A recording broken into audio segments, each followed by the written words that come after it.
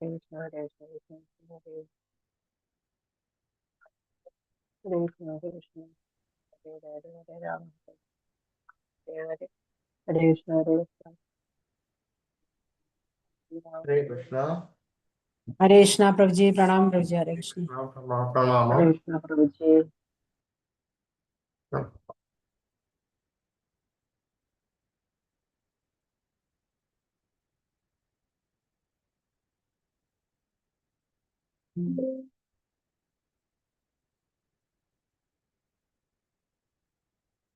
हरे कृष्णा। गुरु प्रणाम भैया। ओम ज्ञानातिमिरान्धस्य ज्ञानाञ्जनशलाकया चक्षुरुन्मीलितं येन तस्मै श्रीगुरवे नमः।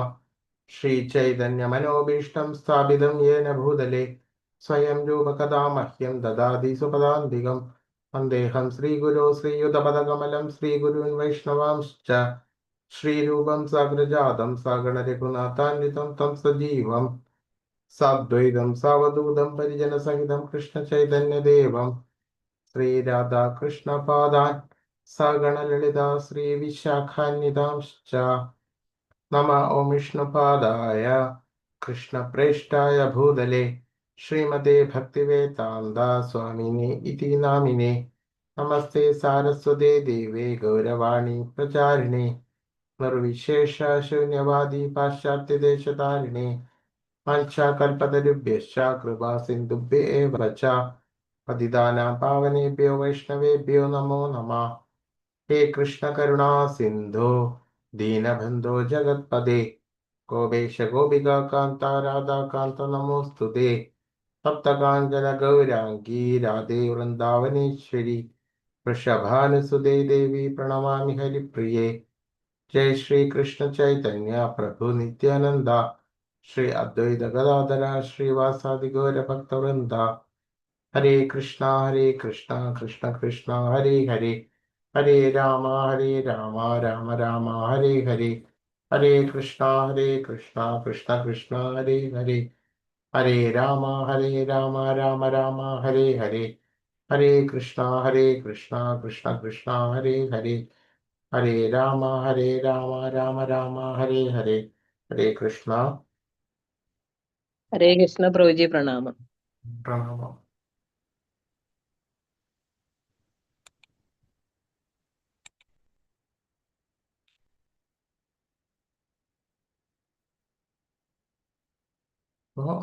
ഗോപാലഭട്ട ഗോസ്വാമിയെ കുറിച്ചിട്ടാണ് നമ്മൾ കഴിഞ്ഞ ലെസണിലൊക്കെ പറഞ്ഞുകൊണ്ടിരുന്നത്. അപ്പോൾ അദ്ദേഹം എവിടെയാണ്, ശ്രീരംഗം എന്ന് പറഞ്ഞ സ്ഥലത്താണ് അദ്ദേഹത്തിന്റെ ജന്മദേശം. അവിടുത്തെ അദ്ദേഹത്തിന്റെ പിതാവ് വെങ്കടഭട്ട. അദ്ദേഹം വൈഷ്ണവ സമ്പ്രദായത്തില്, ലക്ഷ്മി സമ്പ്രദായത്തിലുള്ള അവരായിരുന്നു അവരുടെ ഫാമിലി. അതായത് രാമാനുജ സമ്പ്രദായം എന്ന് പറയും. അപ്പോൾ അങ്ങനെ ആ ഒരു ഫാമിലി ഈ എന്താ മഹാപ്രഭു വന്നതോട് കൂടിയിട്ട് അദ്ദേഹം അവര് ബ്രഹ്മമാധ്വ ഗൗഡിയ സമ്പ്രദായത്തിലേക്ക് മാറുകയാണ് ചെയ്തത്. ചൈതന്യ മഹാപ്രഭു ചാതുർമാസ്യകാലം, അതായത് 4 മാസമുണ്ട്. അത് ആ നമ്മുടെ ഒരു മഴക്കാലൊക്കെ ആയിട്ട് വരും ഏതാണ്ട്. അതായത് ശനി ശനിയുടെ ഏകാദശി തുടങ്ങി ഉത്ഥാന ഏകാദശി വരെയുള്ള ആ ഒരു ടൈമാണ് ഈ ചാതുർമാസ്യം ഏതാണ്ട് വരുന്നത്. അപ്പോൾ ആ ചാതുർമാസ്യ കാലത്ത് അദ്ദേഹം ഇവരുടെ, അതായത് വെങ്കടഭട്ടിന്റെ വീട്ടിലാണ് താമസിക്കുന്നത്. Clear ആവുന്നില്ലേ sound? ക്ലിയർ ആണ് പ്രഭു ജി. Clear ആണ്. ഭട്ടിന്റെ വീട്ടിലാണ് താമസിച്ചത്. അപ്പം അതുകൊണ്ട് തന്നെ ആ വീട്ടിലുള്ള ആളുകൾക്കും അതിനു പുറമെ ഗോപാലഭട്ട ഗോസ്വാമിക്കും ചൈതന്യ മഹാപ്രഭുവിനെ സേവിക്കുവാനുള്ള അവസരം ലഭിച്ചു. ശ്രീ ഗോപാലഭട്ട ഗോസ്വാമി പിന്നീട് അദ്ദേഹത്തിന്റെ അമ്മാവൻ മഹാനായിട്ടുള്ള സന്യാസി പ്രബോധാനന്ദ സരസ്വതിയിൽ നിന്ന് ദീക്ഷ സ്വീകരിച്ചു. അപ്പോൾ അദ്ദേഹത്തിന് ഗോപാലഭട്ട ഗോസ്വാമിക്ക് ആ, ചൈതന്യ മഹാപ്രഭു വെളിപ്പെടുത്തി കൊടുത്തു. എന്ത്? ഭഗവാൻ കൃഷ്ണന്റെ അവതാരം തന്നെയാണ് എന്നുള്ള ആ രഹസ്യം അദ്ദേഹത്തിന് വെളിപ്പെടുത്തി കൊടുത്തു. അദ്ദേഹവും കൃഷ്ണനും അദ്ദേഹത്തിന്റെ ആ പാർഷദന്മാരും എല്ലാവരും കൂടിയിട്ട് ഉള്ള ആ ദർശനം അദ്ദേഹത്തിന് ലഭിച്ചു. അത് പിന്നീട് ചൈതന്യ മഹാപ്രഭുവായിട്ട് ഉള്ള ആ ദർശനം അദ്ദേഹത്തിന് ലഭിച്ചിട്ടുണ്ടായിരുന്നു. അതുമാത്രമല്ല, ഗോപാലഭട്ട ഗോസ്വാമി പിതാവ്, അദ്ദേഹത്തിന്റെ അമ്മ, ഇവരൊക്കെ വളരെ ഭാഗ്യം ചെയ്ത ജന്മങ്ങളാണ്. എന്തെന്നാൽ അവര് മുഴുവൻ സമയവും ചൈതന്യ മഹാപ്രഭുവിന്റെ സേവനത്തിനായിട്ട് സമർപ്പിച്ചു.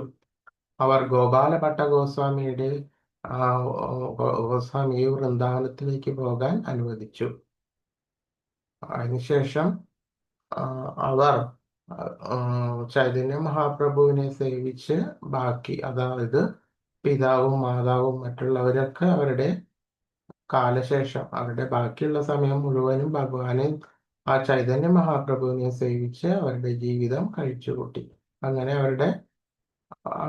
മരണവും സംഭവിച്ചു.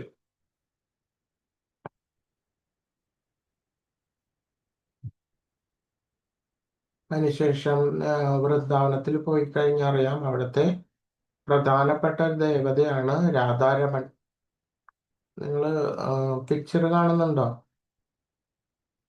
കാണുന്നുണ്ട് പ്രഭു. കാണുന്നുണ്ട് പ്രഭു. ഈ രാധാരമൺ വളരെയധികം സവിശേഷതയുള്ള വിഗ്രഹമാണ്. ഈ ഗോപാലഭട്ട ഗോസ്വാമി വെച്ച് പൂജിച്ചിരുന്ന വിഗ്രഹമാണത്. അപ്പോ രാധാരമൺ എന്ന് പറഞ്ഞിട്ടുള്ള ആ വിഗ്രഹം ഗണ്ഡകി നദിയിൽ കണ്ടെത്തിയ 12 ശിലാരൂപങ്ങൾ, അതായത് സാളഗ്രാമങ്ങൾ കൊണ്ട് ഉണ്ടായതാണ് ഈ രാധാരമൺ എന്ന് പറഞ്ഞിട്ടുള്ള ആ ദേവത. ഗണ്ഡകി നദിയിൽ കണ്ടെത്തിയ 12 ശിലാരൂപങ്ങളെ ഗോപാലഭട്ട ഗോസ്വാമി ആരാധിച്ചു വരുന്നുണ്ടായിരുന്നു. പക്ഷേ എന്തുണ്ടായിരുന്നു? സാധാരണ സാളഗ്രാമം, ചെറിയ ചെറിയ 12 ശിലകൾ. പക്ഷെ എന്തുണ്ടായി?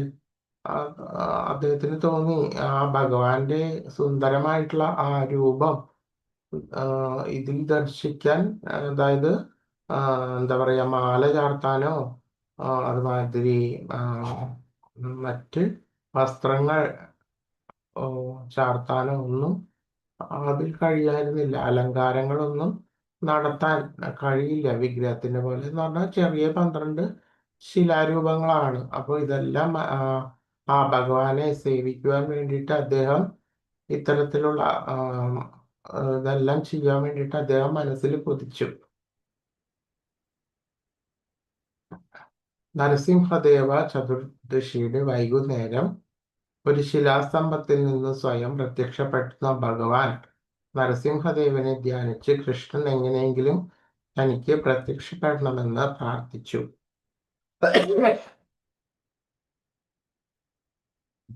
പിറ്റേന്ന് രാവിലെ ആ ശിലകളിൽ ഒന്നായിട്ടുള്ള ആ ദാമോദര ശില 12 ഇഞ്ച് ഉയരമുള്ള മനോഹരമായിട്ടുള്ള ഒരു ദേവതയായിട്ട്, അതായത് ശ്രീ രാധാരമൺ ആയിട്ട്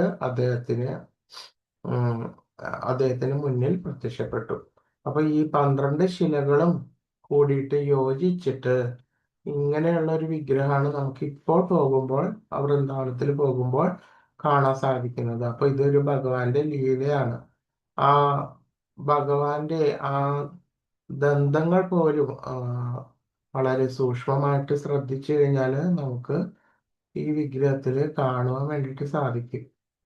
അപ്പോൾ ഭഗവാൻ തന്നെ ഭഗവാന്റെ സേവകന് വേണ്ടിയിട്ട് വിഗ്രഹമായിട്ട് സാളഗ്രാമത്തെ വിഗ്രഹമായിട്ട് തീർപ്പിച്ചിട്ടുള്ള ഒരവസ്ഥയാണ് നമ്മൾക്ക് ഇതിൽ നിന്ന് കാണാൻ സാധിക്കുന്നത്.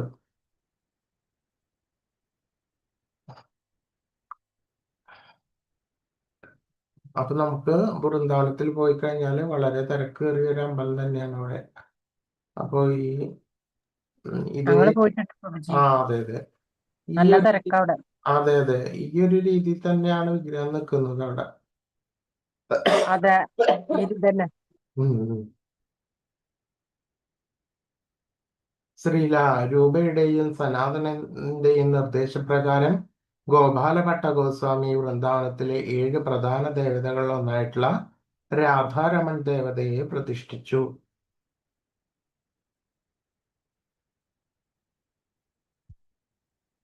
കൃഷ്ണദാസ് കവിരാജ ഗോസ്വാമി എല്ലാ വൈഷ്ണവന്മാരുടെയും അനുമതി വാങ്ങി ശ്രീ ചൈതന്യ ചരിതാമൃതം എഴുതുമ്പോൾ ഗോപാലഭട്ട ഗോസ്വാമിയും അദ്ദേഹത്തിന് അനുഗ്രഹം നൽകി. പക്ഷേ പുസ്തകത്തിൽ തന്റെ പേര് പരാമർശിക്കരുതെന്ന് അദ്ദേഹം അഭ്യർത്ഥിച്ചു.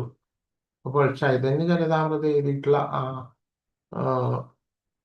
ആ, കൃഷ്ണദാസ് കവിരാജ ഗോസ്വാമി ആ, ഈ ചൈതന്യ മഹാപ്രഭുവിന്റെ ശിഷ്യന്മാരായിട്ടുള്ളവരോട് അനുമതി ചോദിച്ചതിന് ശേഷമാണ് ആ ചൈതന്യ ചരിതാമൃതം എഴുതി തുടങ്ങിയിട്ടുള്ളത്. അപ്പൊ അവരുടെ എല്ലാം അനുഗ്രഹത്തോടുകൂടി വിശിഷ്യ ഗോപാല ഭട്ട ഗോസ്വാമിയുടെയും നിർദ്ദേശങ്ങൾ അനുസരിച്ച് ആ അനുഗ്രഹത്തോടു കൂടിയിട്ടാണ് ചൈതന്യ ചരിതാമൃതം എഴുതി തീർന്നിരിക്കുന്നത്. എങ്കിൽ പോലും അദ്ദേഹത്തിന്റെ പേര് വയ്ക്കരുത് എന്ന് പ്രത്യേകം പരാമർശിച്ചിരുന്നു.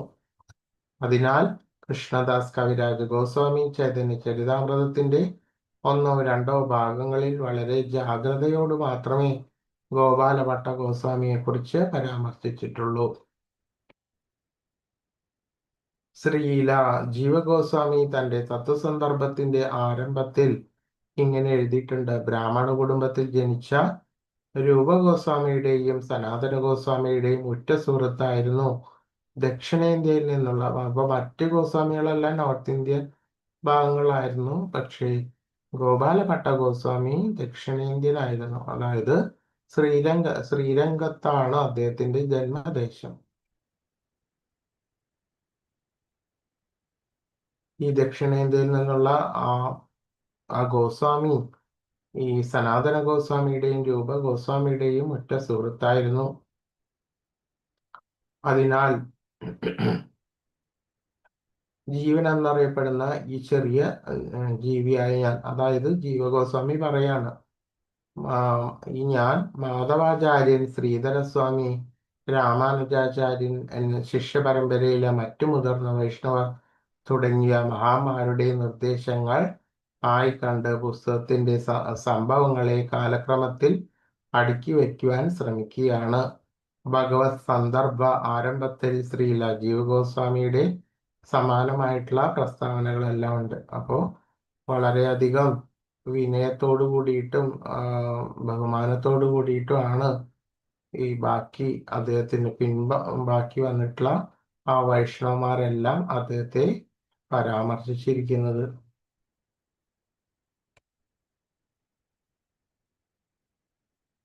അദ്ദേഹം എഴുതിയിട്ടുള്ള പുസ്തകങ്ങളാണ് സക്രിയ സാര ദീപിക എന്നൊരു പുസ്തകം, ഹരിഭക്തി വിലാസം എഡിറ്റ് ചെയ്തത്.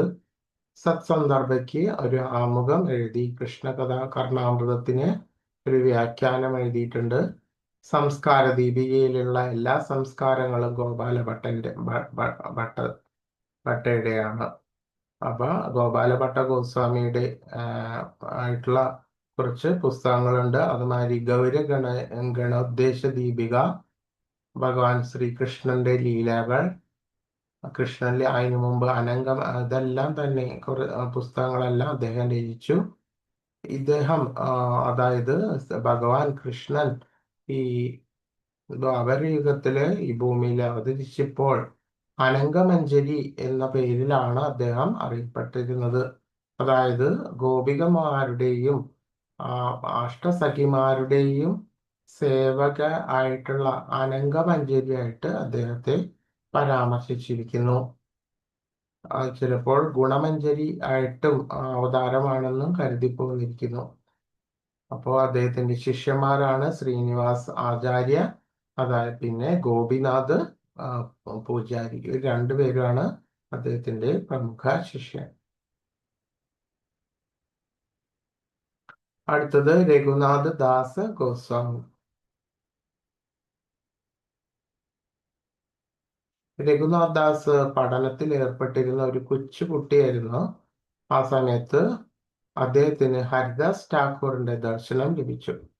അപ്പോൾ ഹരിദാസ് ഠാക്കൂർ എന്ന് പറഞ്ഞു കഴിഞ്ഞാല് ചൈതന്യ മഹാപ്രഭു അവരുടെ എല്ലാ അവരുടെയൊക്കെ പാർഷദനാണ് ഹരിദാസ് ഠാക്കൂർ, നിത്യാനന്ദ പ്രഭുവിന്റെ ഒക്കെ. അപ്പോൾ ഹരിദാസ് അദ്ദേഹത്തിനോട് വളരെ കാരുണ്യമുള്ളവനായിരുന്നു. ഈ കാരുണ്യമാണ് പിന്നീട് അദ്ദേഹത്തിന് ഭഗവാൻ ചൈതന്യയുടെ സഹവാസം നേടുവാൻ കഴിഞ്ഞത്. അപ്പോൾ ശരിയായിട്ടുള്ള ഭഗവത് ഭക്തി, ഭഗവാനോട് ഉള്ള ആ അടുപ്പം എന്നിവ നമുക്ക് ലഭിക്കണമെന്നുണ്ടെങ്കിൽ എന്തു വേണം?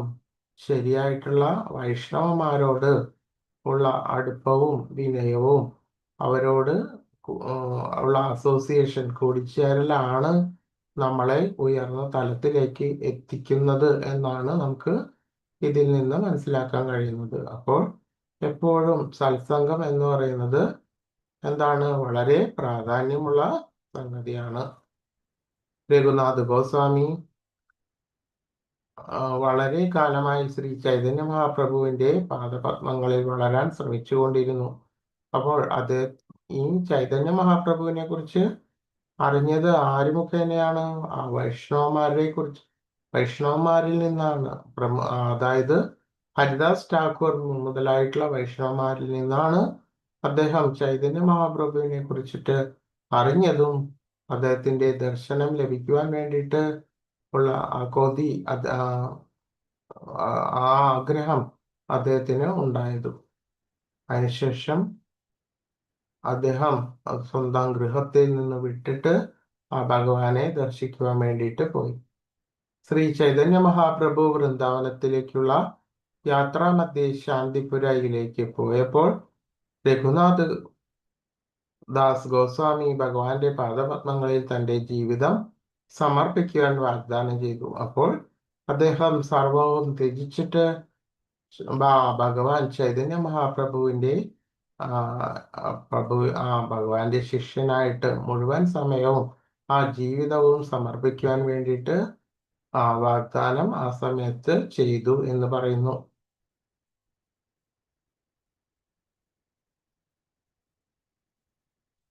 എന്നിരുന്നാലും അദ്ദേഹത്തിന്റെ കുടുംബത്തില് പെട്ട ഒരു ചെറിയൊരു പ്രശ്നം ഉണ്ടായിരുന്നു. എന്താന്ന് വെച്ചാൽ ഒരു മുസ്ലിം ഉദ്യോഗസ്ഥൻ രഘുനാഥ് ഗോസ്വാമിയുടെ അമ്മാവനായിട്ടുള്ള ഹിരണ്യദാസനോട് അസൂയപ്പെടുകയും അദ്ദേഹത്തെ അറസ്റ്റ് ചെയ്യാൻ ഒരു വലിയ ഉദ്യോഗസ്ഥ ആയിട്ടുള്ള കൊട്ടാരം മന്ത്രിയെ പ്രേരിപ്പിക്കുകയും ചെയ്തു. അങ്ങനെ ഹിരണ്യദാസ് തന്റെ വീട് വിട്ടുപോയി. പക്ഷേ രഘുനാഥ് ദാസിന്റെ ബുദ്ധിശക്തിയാൽ തെറ്റിദ്ധാരണ ലഘൂകരിക്കപ്പെട്ടു.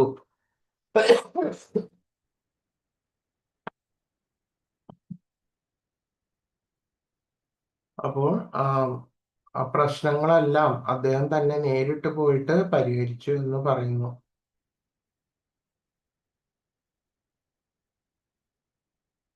പിന്നെ രഘുനാഥ് ദാസ് പാനിഹാട്ടി, അതായത് വെസ്റ്റ് ബംഗാളിലൊരു പ്രമുഖമായിട്ടുള്ള ഒരു സ്ഥലമാണ് പാനിഹാട്ടി.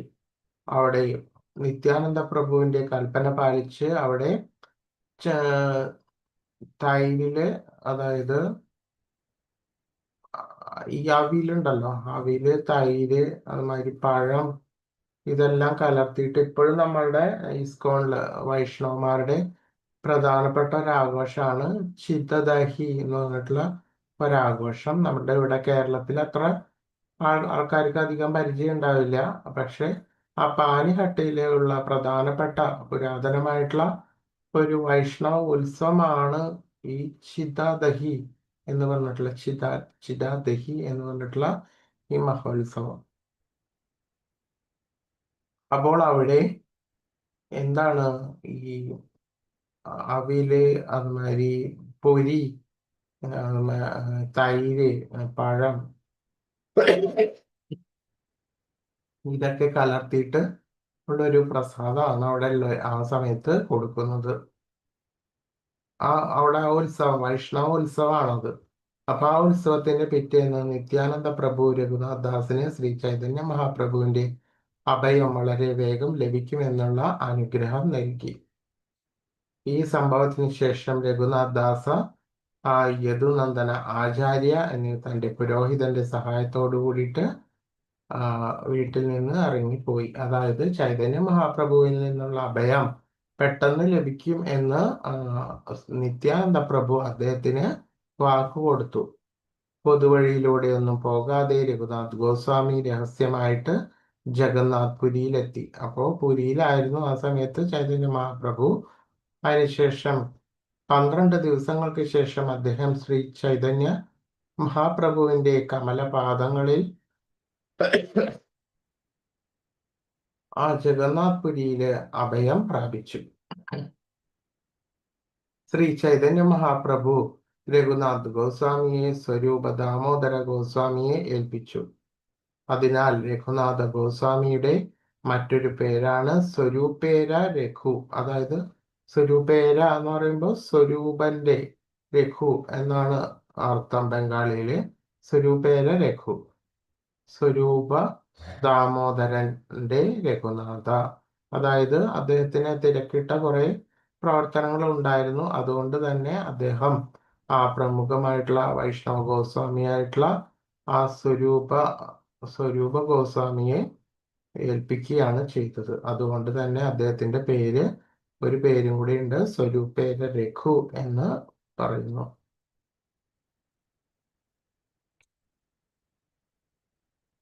ഞാൻ പറയുന്നത് ക്ലിയർ ആവുന്നില്ലേ? ഹരേ കൃഷ്ണ. ഉണ്ട് പ്രഭുജി, ക്ലിയർ ആവുന്നുണ്ട് പ്രഭുജി. മനസ്സിലാവുന്നുണ്ട്.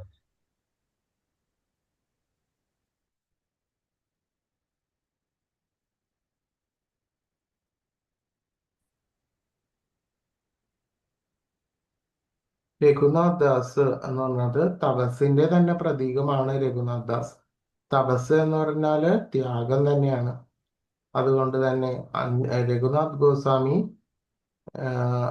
അത് ആ ജഗന്നാഥ് പുരിയുടെ ആ സിംഹദ്വാര കവാടത്തിൽ നിന്നുകൊണ്ട് ദാനത്തിലൂടെ, അതായത് ആ സമയത്ത് അദ്ദേഹത്തിന് സർവവും ത്യജിച്ചു കഴിഞ്ഞു. അദ്ദേഹത്തിന് പിന്നെ വേറെ യാതൊന്നും ഇല്ല കയ്യിൽ. അതുകൊണ്ട് തന്നെ ആ സിംഹദ്വാര എന്ന് പറഞ്ഞിട്ടുള്ള ആ ജഗന്നാഥ് പുരിയുടെ സിംഹദ്വാര കവാടത്തില് നിന്നുകൊണ്ട് ദ്വാനത്തിലൂടെ ശേഖരിക്കാൻ പറ്റുന്നത് എന്തോ, ദാനം കൊണ്ട് കിട്ടിയത് എന്തോ അത് മാത്രം ദാനത്തിലൂടെ അദ്ദേഹം ജീവിതം കഴിച്ചു. പിന്നീട് അദ്ദേഹം വിവിധ ഛത്രങ്ങളിൽ നിന്നോ ഭക്ഷണ കേന്ദ്രങ്ങളിൽ നിന്നോ ദാനം സ്വീകരിച്ച് ജീവിച്ചു. രഘുനാഥന്റെ പിതാവ് ഈ വാർത്ത ലഭിച്ചപ്പോൾ അദ്ദേഹം ചില ആളുകളെയും പണവും അയക്കുകയാണ് ചെയ്തത്. പക്ഷേ രഘുനാഥ് ദാസ് ഗോസ്വാമി ആ പണം സ്വീകരിക്കാൻ വിസമ്മതിച്ചു. അപ്പോൾ ഈ ഗോസ്വാമിമാരൊക്കെ വളരെ ഉന്നത സ്ഥാനീയരായിട്ടുള്ള കുടുംബങ്ങളിൽ നിന്ന് വന്നിട്ടുള്ള ആരായിരുന്നു. എങ്കിൽ പോലും അവർ മുഴുവൻ സമയവും തന്റെ എല്ലാം തന്നെയും ത്യജിച്ചിട്ട് ആ ചൈതന്യ മഹാപ്രഭുവിൽ അഭയം പ്രാപിച്ചവരായിരുന്നു. അതുകൊണ്ട് തന്നെയും ആത്മാരാമന്മാരായിട്ടുള്ള ഈ രഘുനാഥ് ഗോസ്വാമി എന്ത് ചെയ്തു? പുരി ക്ഷേത്രങ്ങളുടെ ആ സിംഹദ്വാരത്തിൽ നിന്നുകൊണ്ടുള്ള ആ ഭിക്ഷ, അതിൽ നിന്ന് കിട്ടുന്ന ആ ദാനം കൊണ്ട് അവർ ജീവിച്ചു എന്ന് പറയുന്നു. അങ്ങനെയാണ് അവര് ജീവിച്ചു കൊണ്ടിരുന്നത്.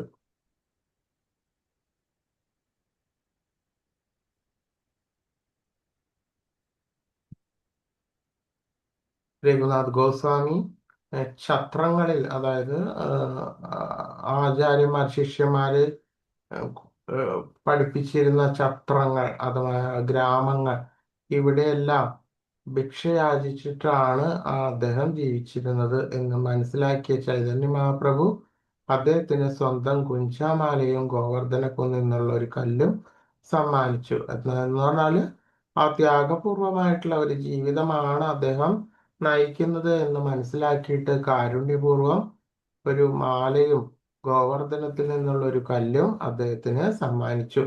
അതിനുശേഷം രഘുനാഥ് ഗോസ്വാമി താൻ ശേഖരിച്ച് കഴുകിയ ആ നിരസിക്കപ്പെട്ട ഭക്ഷണം കഴിക്കാറുണ്ടായിരുന്നു. അപ്പോൾ ഈ ത്യാഗ ജീവിതം സ്വരൂപ ദാമോദര ഗോസ്വാമിയെയും ശ്രീ ചൈതന്യ മഹാപ്രഭുവിന്റെയും വളരെ സന്തോഷിപ്പിച്ചു. അതായത് സ്വരൂപ ദാമോദര ഗോസ്വാമി, ആ ഗോസ്വാമിയെ ആണ് അദ്ദേഹത്തെ ഏൽപ്പിച്ചത് ചൈതന്യ മഹാപ്രഭു. അപ്പോൾ ഇവരെല്ലാം അവരുടെ ഗുരുസ്ഥാനീയനാണ്. അതായത് രഘുനാഥ് ഗോസ്വാമിയുടെ ഗുരുസ്ഥാനീയനാണ് സ്വരൂപ ദാമോദര ഗോസ്വാമി, അതേപോലെ തന്നെ ചൈതന്യ മഹാപ്രഭു. അപ്പോൾ ഇദ്ദേഹത്തിന്റെ ആ ത്യാഗപൂർണമായിട്ടുള്ള ആ ജീവിതം അവരെ വളരെയധികം സന്തോഷിപ്പിച്ചു. ഒരു ദിവസം ചൈതന്യ മഹാപ്രഭു അതേ ഭക്ഷണത്തെ കുറിച്ചിട്ട് പറഞ്ഞു. ആ ത്യാഗം ഇതെല്ലാം കണ്ട് അദ്ദേഹം വളരെ അനുഗ്രഹിച്ചു എന്ന് പറയുന്നു.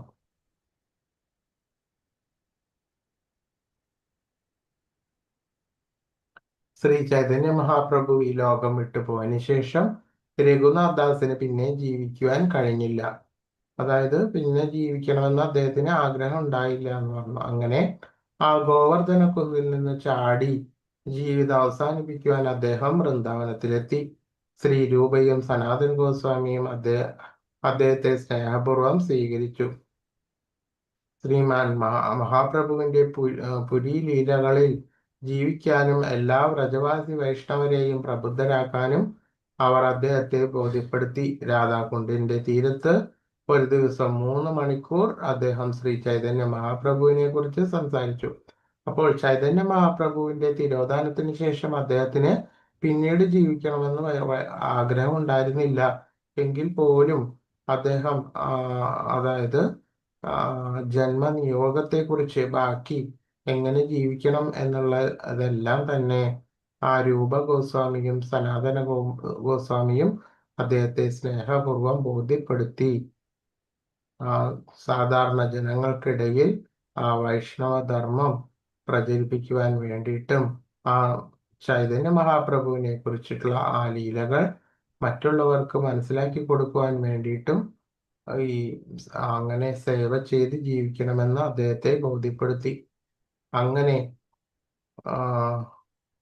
ശ്രീ രഘുനാഥ് ദാസ് ആ രാധാകുണ്ട് എന്ന് പറഞ്ഞിട്ടുള്ള ആ വൃന്ദാവനത്തിലെ രാധാകുണ്ടിന്റെ സമീപത്തിരുന്നിട്ട് ആ ചൈതന്യ മഹാപ്രഭുവിനെ കുറിച്ചിട്ട് ഉള്ള ആ ചരിതങ്ങളെല്ലാം മറ്റുള്ളവർക്ക് പറഞ്ഞു കൊടുക്കുവാൻ വേണ്ടിയിട്ട് തുടങ്ങി.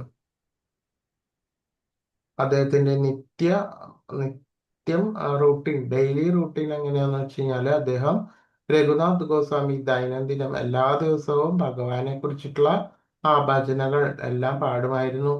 അതിനുശേഷം 64 റൗണ്ട്, നമ്മളൊക്കെ 16 റൗണ്ട് ആണ് ചെല്ലുന്നത്, അദ്ദേഹം 64 റൗണ്ട് മാല അദ്ദേഹം ജപിക്കുമായിരുന്നു. തന്റെ ആത്മീയ ശരീരത്തിൽ മാനസിക സേവ ചെയ്യുക. അതായത് അദ്ദേഹം എല്ലാം ത്യജിച്ചിട്ടുള്ള ഒരു ഗോസ്വാമിയാണ്. അദ്ദേഹത്തിന് പൂജിക്കുവാൻ വേണ്ടിയിട്ട് വേറെ ദ്രവ്യങ്ങളൊന്നും യാതൊന്നും ഇല്ല കയ്യില് ഭഗവാനെ. അതുകൊണ്ട് തന്നെ ഭഗവാനെ അർപ്പിക്കുവാൻ വേണ്ടിയിട്ട് മാനസ പൂജ, ആ മനസ്സിൽ അദ്ദേഹം സേവ ഭഗവാനെ പലതരത്തിലുള്ള ദ്രവ്യങ്ങളല്ല മാനസികമായിട്ട് ഉള്ള പൂജകളാണ് ചെയ്തുകൊണ്ടിരുന്നത്. അതുപോലെ തന്നെ അദ്ദേഹത്തിന് ലഭിച്ച ഗോവർദ്ധനശില ആരാധന, അതെല്ലാം അതുമാതിരി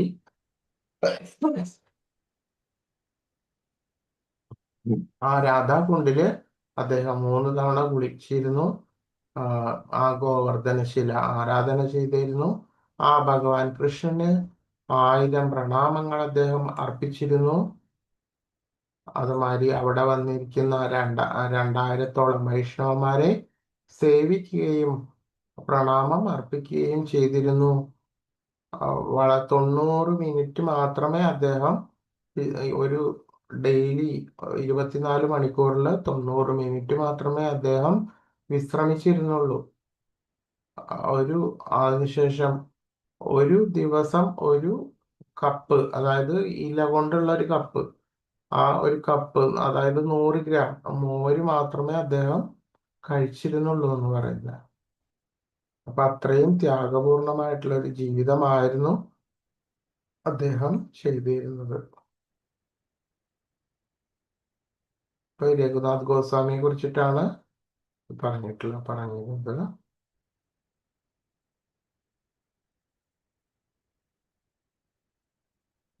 അതിനുശേഷം ലളിതാ മാധവ നാടകം അദ്ദേഹം പലതരത്തിലുള്ള കൃതികളെല്ലാം വായിച്ചിട്ട് അതിൽ തന്നെ ആ ലളിതാ മാധവ നാടകം അദ്ദേഹം വായിച്ചുകൊണ്ടിരിക്കുകയായിരുന്നു ഒരു ദിവസം. അപ്പൊ അതിൽ ആ ഭഗവാനും രാധയും തമ്മിലുള്ള ആ വേർപാടിന്റെ അത് ആ ആ രംഗം വന്നപ്പോൾ അദ്ദേഹത്തിന്റെ മാനസികമായിട്ടുള്ള അവസ്ഥ വളരെയധികം പ്രത്യേക ഒരു മാനസികാവസ്ഥയിൽ എത്തിച്ചേർന്നു. അപ്പോൾ അതിനെ അതിജീവിക്കാൻ കഴിയുമോ എന്ന് സംശയിച്ചു. രഘുനാഥിന്റെ നാടകത്തോടുള്ള പ്രതികരണം കണ്ടപ്പോൾ രൂപ നർമ്മവും രസകരമായിട്ടുള്ള തമാശകൾ നിറഞ്ഞ ദാനകേളി കൗമുദി എന്ന് പറഞ്ഞിട്ടുള്ള കൃതി എഴുതി. അദ്ദേഹം ഈ പുസ്തകം രഘുനാഥിന് നൽകുകയും ലളിതാ മാധവ് തന്റെ പ്രതി തിരികെ എടുക്കുകയും ചെയ്തു. രഘുനാഥന് ദാനകേളി കൗമുദി വായിച്ചപ്പോൾ വേർപിരിയലിന്റെ വികാരങ്ങളെല്ലാം മറന്നു. അപ്പോൾ ഇവരൊന്നും സാധാരണ മനുഷ്യരല്ല എന്ന് പറഞ്ഞു കഴിഞ്ഞാല് അവർക്ക് അറിയാം അവരുടെ മുൻപുള്ള ജന്മങ്ങളിൽ എങ്ങനെയായിരുന്നു ആ ഗോപികമാരും തമ്മിലുള്ള ആ ബന്ധവും അതെല്ലാം തന്നെ അവരുടെ മനസ്സിൽ എപ്പോഴും തങ്ങി നിൽക്കുന്നുണ്ട്. അതുകൊണ്ട് തന്നെ അവർക്ക് ആ മാനസികാവസ്ഥകളും എല്ലാം തന്നെ സ്വാഭാവികമായിട്ട് അവർക്ക് അനുഭവിക്കാൻ വേണ്ടിയിട്ട് കഴിയും. രഘുനാഥ് ഗോസ്വാമി ഒരു മരത്തിന്റെ അടിയില് ഭഗവാനിൽ മുഴുകിയിരിക്കുകയായിരുന്നു. അപ്പൊ ആ സമയത്ത് ഒരു ചെറിയൊരു കുണ്ട്, കുറച്ച് വെള്ളമുള്ള ഒരു സ്ഥലം, അവിടെ 2 കടുവകൾ വെള്ളം കുടിക്കാൻ വേണ്ടിയിട്ട് നിൽക്കുകയായിരുന്നു. അപ്പോൾ കുറച്ച് വെള്ളം കുടിച്ച ശേഷം അവിടെ നിന്ന് ഇറങ്ങി അത് കണ്ട സനാതന ഗോസ്വാമി ഞെട്ടിപ്പോയി. പക്ഷെ ഇതൊന്നും തന്നെ ഈ രഘുനാഥ് ഗോസ്വാമി അറിയുന്നില്ല. അദ്ദേഹം ഭഗവാനിൽ തന്നെ ലയിച്ചിരിക്കുകയായിരുന്നു.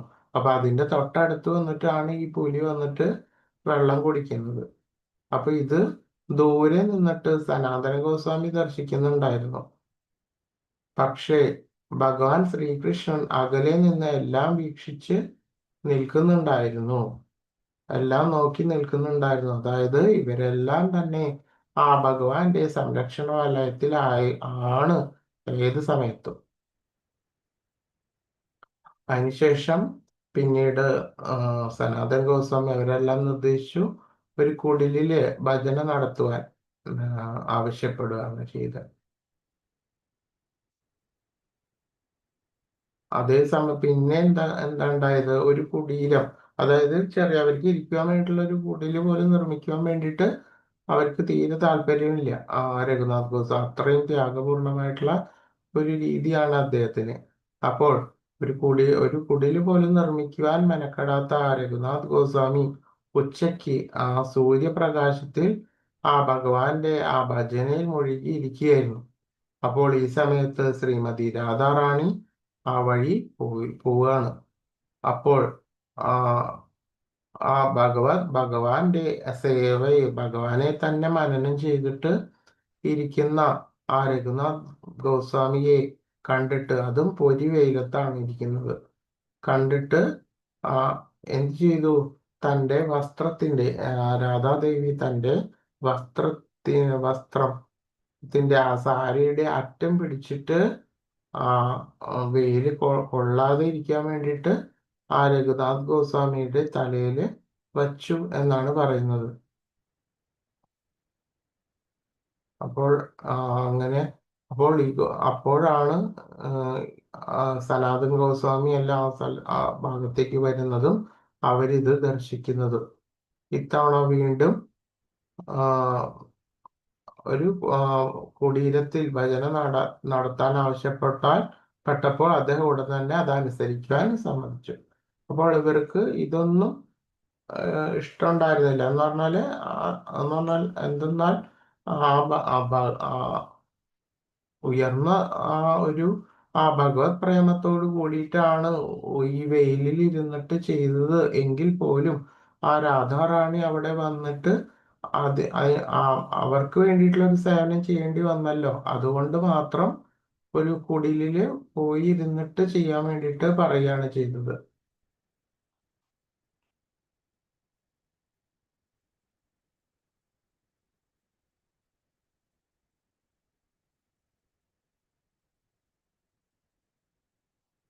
ഒരു ദിവസം അദ്ദേഹത്തിന് ദഹനക്കേട് അനുഭവപ്പെടുകയും അരിയും പാലും കഴിച്ചാണ് ഈ ദഹനക്കേടിന് കാരണമെന്ന് ഡോക്ടർമാർ പറയുകയും ചെയ്തു. ഈ രോഗനിർണയം കേട്ട് വിത്തലനാഥ് അത്ഭുതപ്പെട്ടു. ഇത് അസാധ്യമാണ്, ഈ മനുഷ്യൻ മോരല്ലാതെ വേറൊന്നും കഴിക്കുന്നില്ല, പിന്നെ എങ്ങനെയാണ് അരിയും പാലും കഴിക്കുന്നത്?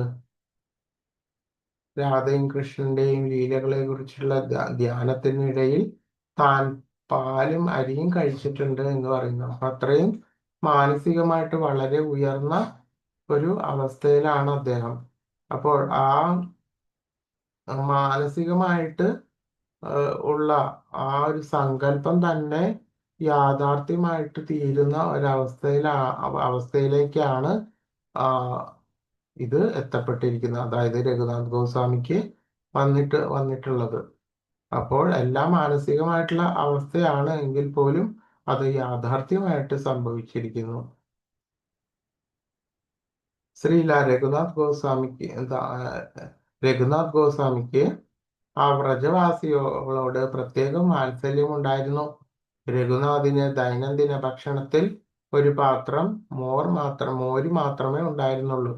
ഒരു ദിവസം സഖിസ്ഥാനി എന്നറിയപ്പെടുന്ന ഗ്രാമത്തിൽ അദ്ദേഹം ഒരു വലിയ പാത്രമുണ്ടാക്കി രഘുനാഥന് മോർ ഒഴിച്ച് അത് അദ്ദേഹത്തിന് കൊണ്ടുവന്നു. രഘുനാഥ് അദ്ദേഹത്തോട് ഇത് എവിടെ നിന്ന് കിട്ടിയെന്ന് ചോദിച്ചപ്പോൾ സഖിസ്ഥാനിയുടെ പേര് കേട്ടപ്പോൾ അദ്ദേഹം ഉടൻ തന്നെ പാത്രവും മോരും താഴെയിട്ടു. കൃഷ്ണന്റെ പ്രണയത്തിനായുള്ള ആ രാധാറാണിയുടെ പ്രധാന എതിരാളിയാണ് ചന്ദ്രാവലിയുടെ വീടാണ് സഖിസ്ഥാൻ എന്ന് പറഞ്ഞിട്ടുള്ള സ്ഥലം.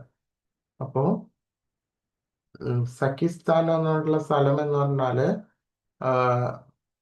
അതായത് ഭഗവാന് വളരെയധികം ഗോപികമാരും സഖിമാരും ഉണ്ട്. അതിൽ തന്നെ ഏറ്റവും പ്രധാനപ്പെട്ടതാണ് രാധാറാണി. അപ്പോ ആ രാധാറാണിയുടെ തന്നെ എതിരാളി എന്ന് പറഞ്ഞാല് ഭഗവാനോടുള്ള ആ പ്രേമവും ഭക്തിയും അത്രയും തന്നെ എനിക്കും ഉണ്ട് എന്നുള്ള രീതിയിലുള്ള ഒരു ഗോപികയാണ് ചന്ദ്രാവലി. അപ്പോ ആ ചന്ദ്രാവലിയോട് അത്രയധികം പ്രതിപത്തി അദ്ദേഹത്തിന് ഉണ്ടായിരുന്നില്ല. അതുകൊണ്ട് ആ ചന്ദ്രാവലിയുടെ ആ സ്ഥലമാണ് സഖിസ്ഥാൻ എന്ന് പറഞ്ഞിട്ടുള്ള സ്ഥലം. അവരും ഉന്നതരായിട്ടുള്ള ഒരു ഗോപികയാണ് എങ്കിൽ പോലും അദ്ദേഹത്തിന് അവരോട് അത്ര പ്രതിപത്തി ഉണ്ടായിരുന്നില്ല എന്ന് വേണം ഇതിൽ കൂടെ മനസ്സിലാക്കാൻ.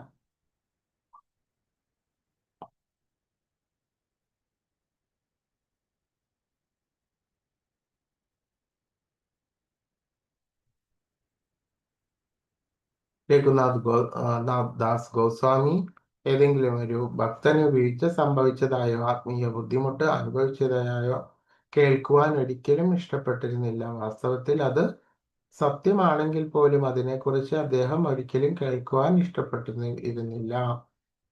അപ്പോൾ അദ്ദേഹത്തിന് എപ്പോഴും ഭഗവത് സേവയും ഭഗവാന്റെ സേവ മാത്രമല്ലാതെ മറ്റ് മനുഷ്യന്റെ ആത്മീയമായിട്ടുള്ള അധപ്പതനം ഒന്നും കേൾക്കുവാൻ വേണ്ടിയിട്ട് അതുപോലും അദ്ദേഹത്തിന് കേൾക്കുവാൻ ഇഷ്ടപ്പെട്ടിരുന്നില്ല. എപ്പോഴും ഭഗവത് സേവയും ഭഗവാനോട് ബന്ധപ്പെട്ടുള്ള കാര്യങ്ങൾ മാത്രം കേൾക്കുവാൻ മാത്രമായിരുന്നു അദ്ദേഹത്തിന് താല്പര്യം.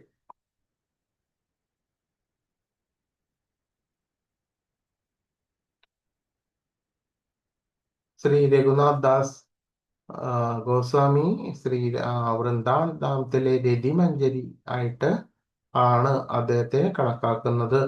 രാധാകുണ്ടത്തിലും 64 സമാധി പ്രദേശത്തിലും ആണ് അദ്ദേഹത്തിന്റെ സമാധി.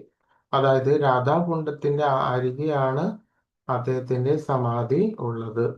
അതേപോലെ തന്നെ ഒരു ഭാഗം 64 സമാധി എന്ന് പറഞ്ഞിട്ടുള്ളത് കുറച്ച് അങ്ങോട്ട് കുറെ അങ്ങോട്ട് മാറിയിട്ട് ചൈതന്യ മഹാപ്രഭു അവരുടെ പാർഷദന്മാർ മറ്റ് ഉയർന്ന വൈഷ്ണവന്മാർ എല്ലാവരുടെയും സമാധിസ്ഥാൻ, അതാണ് ഈ 64 സമാധി പ്രദേശം എന്ന് പറയുന്നത്.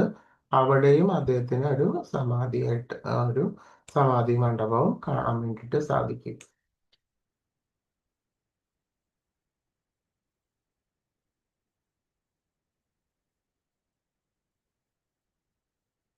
ഇനിയുള്ളത് രഘുനാഥ് ഭട്ട ഗോസ്വാമിയെ കുറിച്ചിട്ടാണുള്ളത്.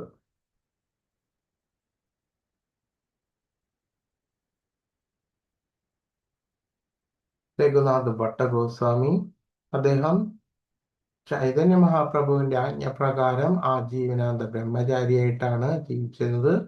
നിത്യവും ആ ഭഗവാൻ ഹരേ കൃഷ്ണ മഹാമന്ത്രവും ആ ഭാഗവത വായനയുമാണ് അദ്ദേഹത്തിന്റെ പ്രധാനപ്പെട്ട ഡെയിലി റൂട്ടീൻ.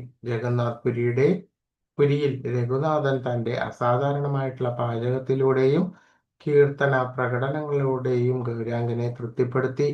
അത് അദ്ദേഹത്തിന് കീർത്തന ആചാര്യൻ എന്ന പദവി നേടിക്കൊടുത്തു. അപ്പോൾ അദ്ദേഹം, അതായത് രഘുനാഥ് ഭട്ട ഗോസ്വാമി,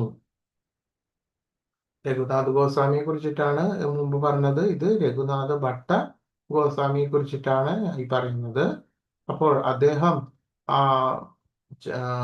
ചൈതന്യ മഹാപ്രഭു എവിടെയിരിക്കുന്ന സമയത്ത്, ഈ ജഗന്നാഥ് പുരിയിൽ ഇരിക്കുന്ന സമയത്ത് അദ്ദേഹത്തിന് വേണ്ടിയിട്ടുള്ള ഭക്ഷണം, പ്രസാദം എല്ലാം അദ്ദേഹം തന്നെ പാകപ്പെടുത്തിയിട്ട് കൊടുക്കുകയുണ്ടായി. അതേപോലെ തന്നെ ആ ഭഗവത് കീർത്തനം ചൊല്ലുന്നതിനും അദ്ദേഹം വളരെയധികം താല്പര്യത്തോടു കൂടിയിട്ട് അദ്ദേഹം ആ ഭഗവത് ഭജന കീർത്തനം എല്ലാം ചെയ്തുകൊണ്ടിരുന്നു. അതുകൊണ്ട് തന്നെ അദ്ദേഹത്തിന് കീർത്തന ആചാര്യൻ എന്നിട്ടുള്ള ഒരു പദവി അദ്ദേഹത്തിന് നേടിക്കൊടുത്തു. വൃന്ദാവനത്തിലെത്തിയപ്പോൾ വൈഷ്ണവന്മാർ ശ്രീരൂപ സനാതന ഗോസ്വാമികൾ ഉൾപ്പെടെ മധുരമുള്ള 4 രാഗങ്ങളിൽ ഭാഗവത ശ്ലോകങ്ങൾ ആലപിക്കുന്നത് പതിവായി കേൾക്കുമായിരുന്നു. അദ്ദേഹം വളരെ നല്ല ഒരു 4 രാഗങ്ങളിൽ ഭാഗവതം വായിക്കുവാൻ അദ്ദേഹത്തിന് നല്ല കഴിവുണ്ടായിരുന്നു. അദ്ദേഹത്തിന്റെ പാരായണം സമാനതകളില്ലാത്തതായിരുന്നു. വ്യാസദേവൻ പോലും അത് ആസ്വദിച്ചു. അദ്ദേഹം വളരെ നല്ല രീതിയിൽ ഭാഗവത പാരായണം ചെയ്യുന്ന ഒരു ഗോസ്വാമിയായിരുന്നു.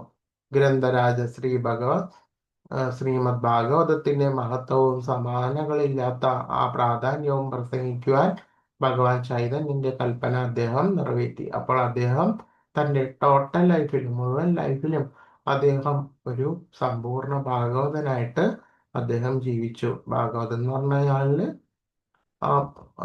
4 തരം രാഗങ്ങളിൽ, അതായത് ശരിയായിട്ടുള്ള രാഗങ്ങളിൽ അദ്ദേഹം ഭാഗവതം പാരായണം ചെയ്തു.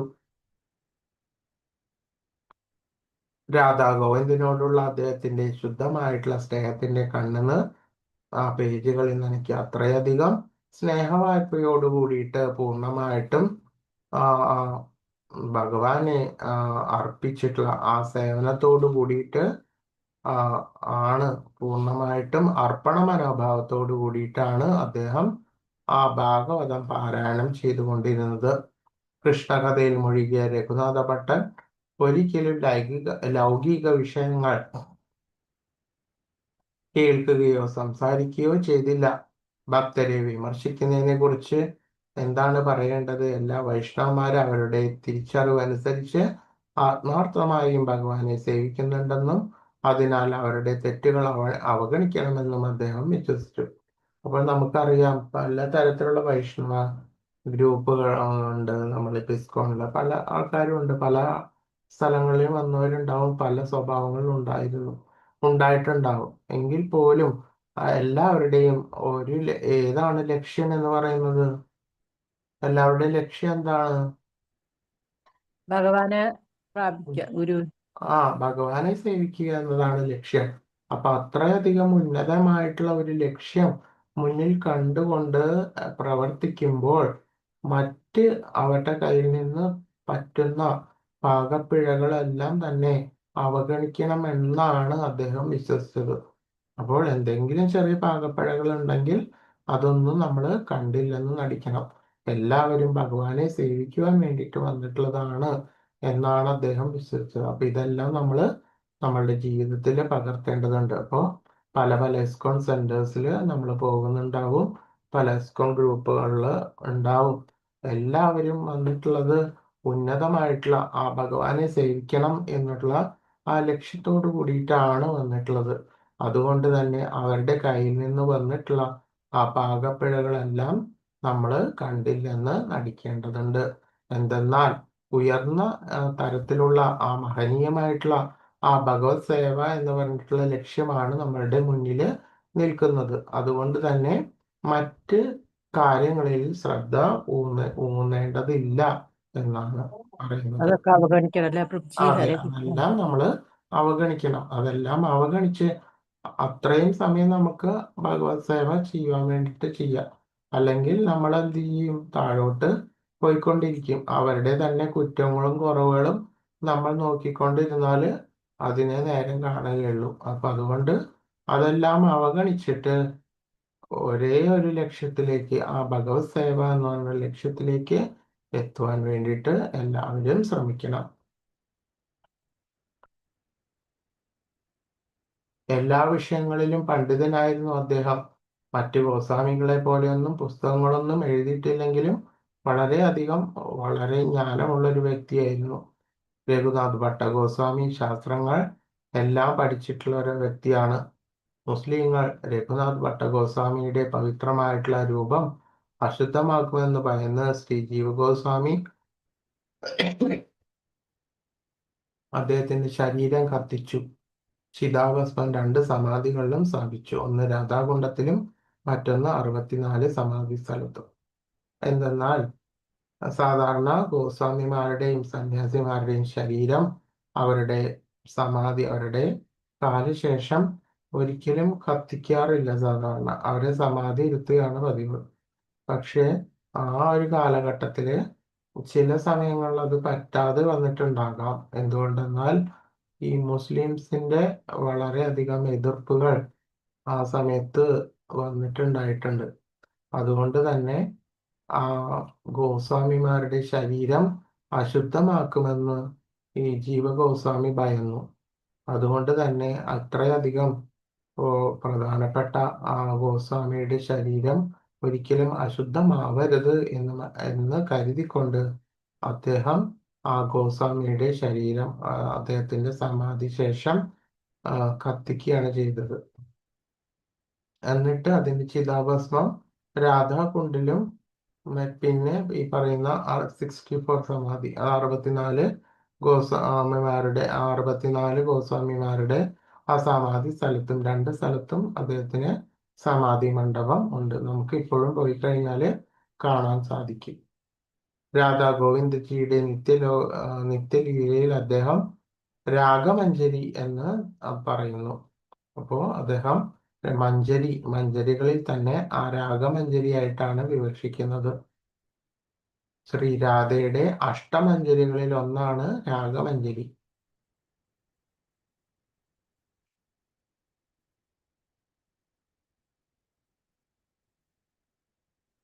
ഹരേ കൃഷ്ണ. അങ്ങനെ നമ്മളിപ്പോ 6 ഗോസ്വാമിമാരുടെയും ചരിതം നമ്മളിപ്പോ കേട്ട് കഴിഞ്ഞിരിക്കുന്നു. ഹരേ കൃഷ്ണ. ഹരേ കൃഷ്ണ പ്രഭുജി. വാഞ്ചാകൽപതരുഭ്യശ്ച കൃപാസിന്ധുഭ്യൈവ ച പതിതാനാം പാവനേഭ്യോ വൈഷ്ണവേഭ്യോ നമോ നമഃ. അനന്തകോടി വൈഷ്ണവവൃന്ദ കി ജയ്. ശ്രീല പ്രഭുപാദ് കി ജയ്. ഹരി ബോൾ. ഹരി കൃഷ്ണ. ഹരേ ഹരേ ഹരേ രാം ഹരേ രാം.